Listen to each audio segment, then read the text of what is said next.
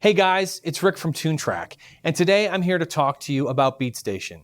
Now there are a number of other videos already online about this program, but today's video is really designed to help focus in on a few tips and tricks you may or may not know about maximizing this software instrument to your creative process. So without further ado, let's dive into some Beatstation.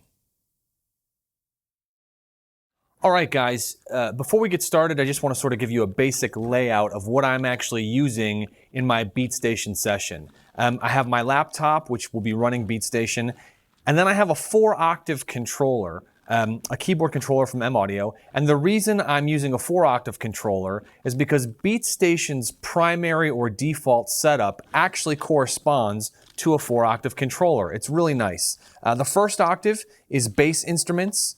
The second and third octave are drum instruments, percussion instruments, some other things we'll get into. And then the fourth octave, by default, is your lead instrument. The first thing I want to show you is how Beatstation's been designed from the ground up to really just work with and manipulate sound like no other product on the market does. And it's really, really simple to use and do. Let's go ahead and take a look at what I have here.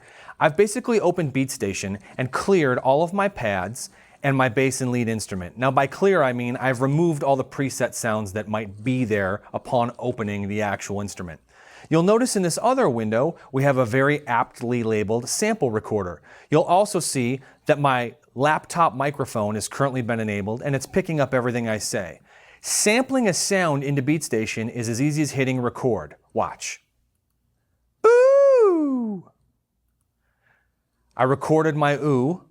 And now I've got some actual markers here. I can actually come in and I can hone this sample down.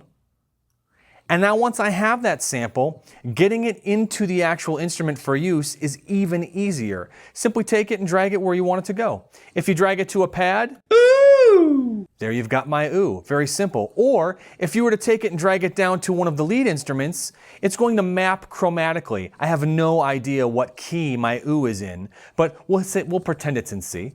We'll hit OK, and then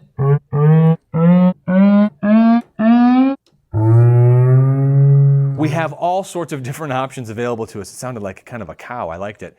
But what we're getting at here is you not only can sample whatever sound you want into Beatstation, maybe your guitar, your bass, your own drum samples, anything you can think of that you want to record into Beatstation, you can. You can also just drag and drop any sound or sample you want. For instance, from the library, if I was to come actually over here to our organic folder, to our metal guitar folder, this is full of Rikk's files. I can open one of these folders and just drag this to a pad. And now I have a really cool B flat that I can use with my ooh. And the point is that this is limitless. Not only do you have the ability to work with any sort of sound or sound format out there, but whatever you can think of, whatever you can record, whatever your heart or mind desires that you want to apply to your music, simply record it into Beatstation, drag it and drop it where you want to use it, and start making music. I don't think it gets much less complicated than that. So I have gone ahead and loaded what I call my metal demo kit, which I know is very original. But what you can see here is my pad layout. The top bank of pads all corresponds to drum sounds I've loaded, and I've taken those drum sounds from just a preset kit in the Metal Machine EasyX and loaded it in. The bottom row of pads all corresponds to different guitar riffs I've loaded. Now these riffs are heavier and actually, believe it or not, are included with Beatstation. So when you buy Beatstation, all of these different guitar riffs I'll be using in this exercise are included with the purchase. You'd simply come over to your Rikk folder and you'd see that under the organic title there's a folder called Metal Guitar. In there are a number of guitar performances broken out in different song structure elements to help you build material really quickly. And then last, and definitely not least, I have some basses loaded. I have a bass loaded here down, and I have some lead synth loaded up here. So what I could simply do is take a MIDI groove. Any MIDI groove will work, but I'm using a MIDI groove from the Metal Foundry SDX. I had it loaded in the MIDI player. I can hit play. You can see it's going to start triggering the drums. And it also, again, corresponds to my keyboard, but then I can actually come into my keyboard and start to perform these guitar riffs. So if I want to write something and I sort of have an idea of at least the key or the structure I'm looking for, I can load corresponding grooves or notes from the guitar on these pads and start to mess around. So for instance, very simply, I can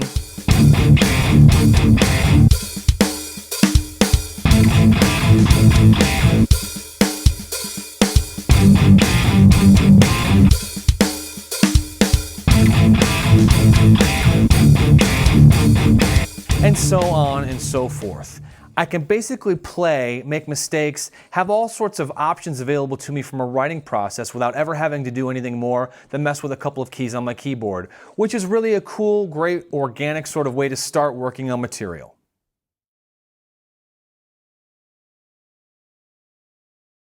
One of the really unique features in Beatstation is how easily you can manipulate and stack sounds to create new sounds. Let's go into the software and I'll show you what I'm talking about.